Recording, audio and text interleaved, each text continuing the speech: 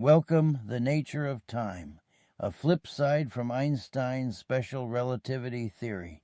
I hope you like it for every beat of time. Einstein says time slows down when traveling at high speeds, but it isn't that time slows down, it's that speed gets there faster. Time ticks at the same rate wherever.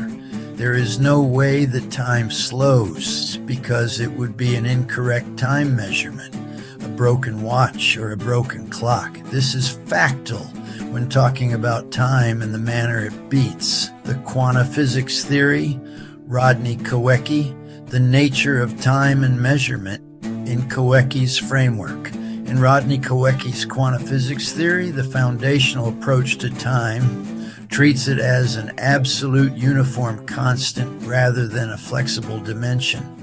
Under this perspective, several core principles define how motion and measurement interact. Universal tick rate. Time is viewed as beating at the exact same rhythm everywhere in the universe.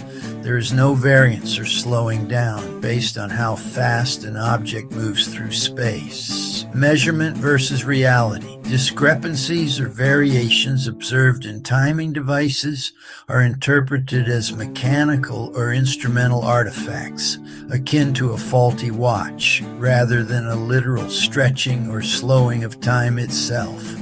Instruments simply register counts or cycles, while the underlying timeline remains rigid and uniform. Velocity and distance.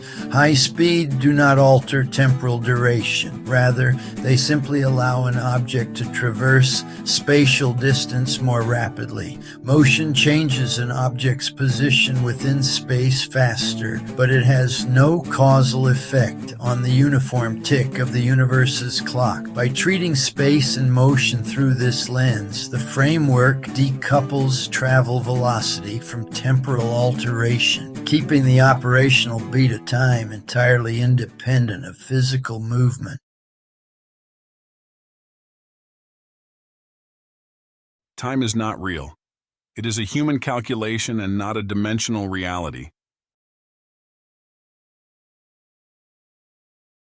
Einstein was wrong about time. According to quantum physics theory, the universe's fabric is purely spatial matter, fields, physical dimensions. Time isn't woven into any of it. It's just a tool we use to measure intervals and sequences, a conceptual ruler, not a physical dimension, which means time cannot warp, dilate, or bend regardless of your speed or mass.